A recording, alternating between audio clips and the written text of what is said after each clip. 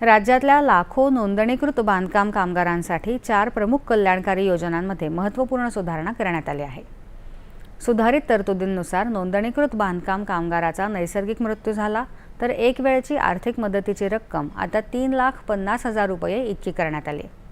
अपघाती मृत्यू झाल्यास एक वेळ 6,50,000 रुपये तसंच कायमचं अपंगत्व आल्यास एक वेळची 2 लाख रुपयांची मदत दिली जाणार आहे।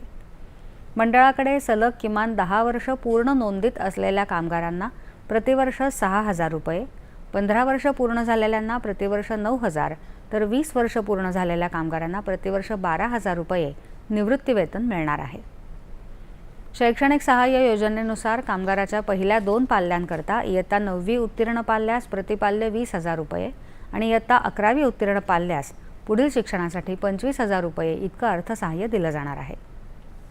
तसंच मंडळाकडे नोंदणीकृत असलेल्या महिला बांधकाम कामगारांची नैसर्गिक पद्धतीनं किंवा शस्त्रक्रियेद्वारे प्रसूती झाल्यास तिला बाळंतपणाच्या काळात सकस आहार, औषधोपचाराचा खर्च भागवण्यासाठी एक वेळ 25,000 रुपये एवढं अर्थसहाय्य मंजूर करण्यात आलं आहे।